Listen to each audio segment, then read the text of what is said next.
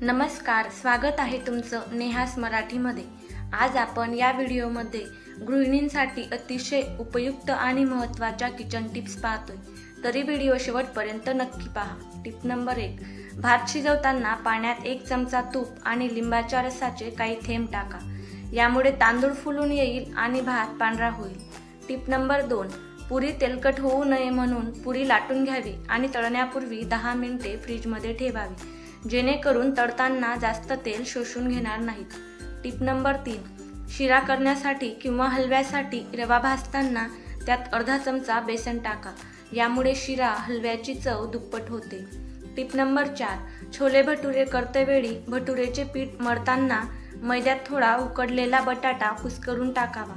त्यामुळे भटुरे छान फुगतात आणि मऊ सुद्धा राहतात। टिप नंबर 5, डोसे बनवताना पिठात थोडेसे साबुदाण्याचे पीठ घालावे, त्यामुळे डोसे छान कुरकुरीत होतात। टिप नंबर 6, दही वडा मऊ होण्यासाठी पिठात 2 उकडलेले बटाटे बारीक करून घालावे। टिप नंबर 7, कैरीचे लोणचे बनवताना त्यामध्ये शेंगदाण्याचे तेल वापरावे, तसेच तेल थोडेसे जास्तच घालावे। यामुळे लोणचे चवदार तर होतेच, परंतु वास देखील छान येतो आणि लोणचे बरेच दिवस जसेच्या तसे राहते।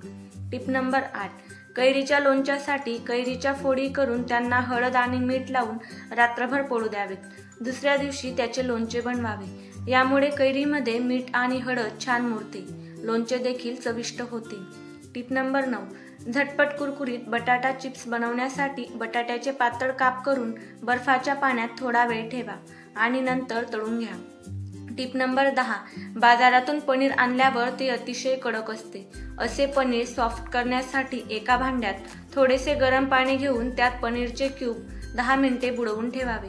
त्यामुळे पनीर सॉफ्ट आणि मऊ होतात।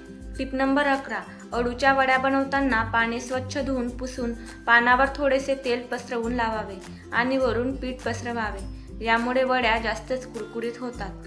टिप नंबर 12, शेंगदाण्याचा कूट आणि नारळाचा चव घालून भाजी बनवताना भाजीमध्ये तिखटचे प्रमाण जास्त ठेवावे, कारण शेंगदाणा आणि खोबऱ्यामुळे भाजीचा तिखटपणा कमी होतो। टिप नंबर 13, कोणत्याही भाजीमध्ये खोबरे घालताना कमी घालावे। जास्त खोबरे घातल्यास भाजीला तवंग कमी येतो।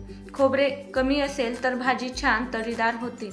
टिप नंबर 14, शाही करी तयार करण्यासाठी ग्रेव्हीमध्ये नारळाचे दूध, काजूची पावडर किंवा पेस्ट आणि खसखसची पेस्ट मिसळावी। यामुळे करी खूप छान तयार होते। टिप नंबर 15, कढी बनवताना थोडासा दाण्याचा कूट देखील घालावा। यामुळे कढीचे टेक्स्चर अतिशय छान येते। तसेच थोडीशी साखर घातल्यास आंबट गोड चवीची कढी तयार होते। टिप नंबर 16, कोणत्याही प्रकारचे पराठे किंवा ठेपले बनवताना त्यामध्ये उकडलेला बटाटा किसून घालावा, म्हणजे पराठे ठेपले छान खुसखुशीत होतात। तसेच थोडीशी कसुरी मेथी देखील घाला।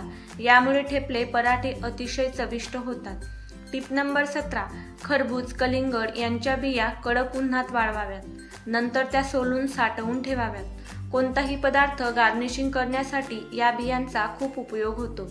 टिप नंबर 18, मसाल्याची भाजी बनवताना त्यामध्ये चिमूटभर हळद घालावी आणि 1 छोटासा टोमॅटो देखील पेस्ट करून घालावा। यामुळे मसाल्याची भाजी अतिशय चविष्ट होते आणि दिसायला देखील छान दिसते। टिप नंबर 19, मूग, मटकी, हरभरे, वाटाणे यासारख्या कडधान्यांना भुंगे लागू नये याकरिता कडधान्याला एरंडेचे तेल लावून ठेवावे, म्हणजे कडधान्यांना भुंगे, कीड वगैरे लागणार नाही। टिप नंबर 20, तीळ किंवा शेंगदाण्याची चिक्की बनवताना कढईमध्ये गूळ विरघळताना त्यात 1 चमचा तूप घालावे, म्हणजे चिक्कीला छान चकाकी येते।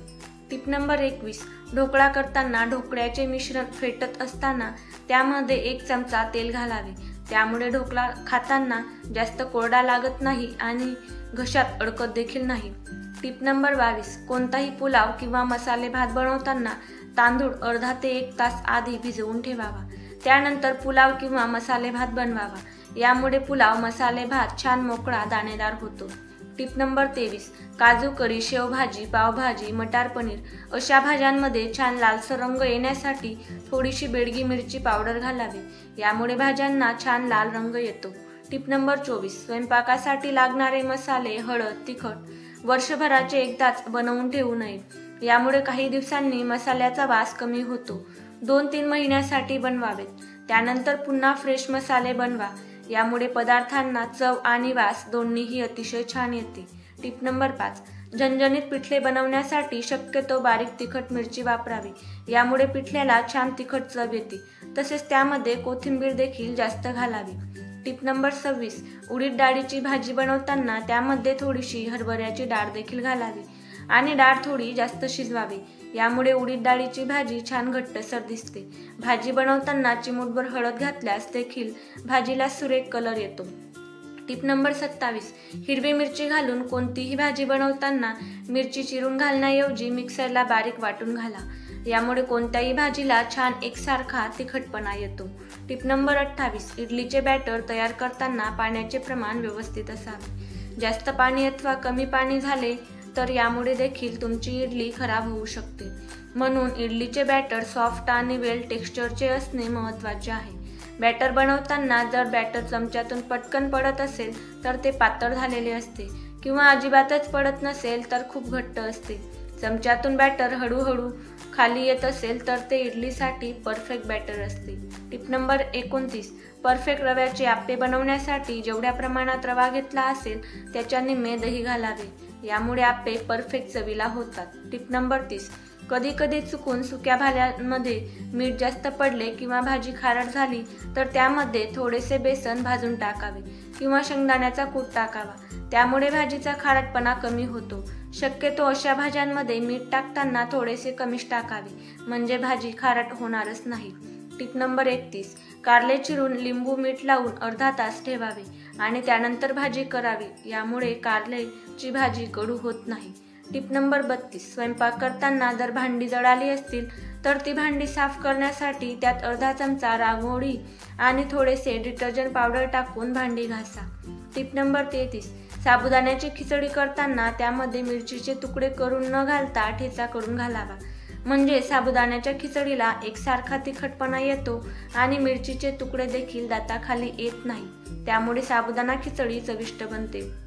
टिप नंबर 34, गरमागरम इडली पात्रातून काढायच्या आधी त्यावर थोडेसे गार पाणी शिंपडावे, यामुळे इडल्या पात्रातून पटापट निघतात। टिप नंबर 35, किचन ओट्यावर लिंबाच्या रसाचे पांढरे डाग पडल्यास त्यावर आल्याचा तुकडा घासावा, म्हणजे डाग जातात। वरील उपयुक्त किचन टिप्स माझ्या सर्व गृहिणींना आवडल्या असतील तर व्हिडिओला लाईक करा, मित्रांसोबत शेअर करा आणि असेच नवनवीन टिप्स व्हिडिओ पाहण्यासाठी चॅनलला देखील नक्की सबस्क्राईब करा। व्हिडिओ शेवटपर्यंत पाहिल्याबद्दल तुम्हा सर्वांचे अगदी मनापासून धन्यवाद। Thanks for watching.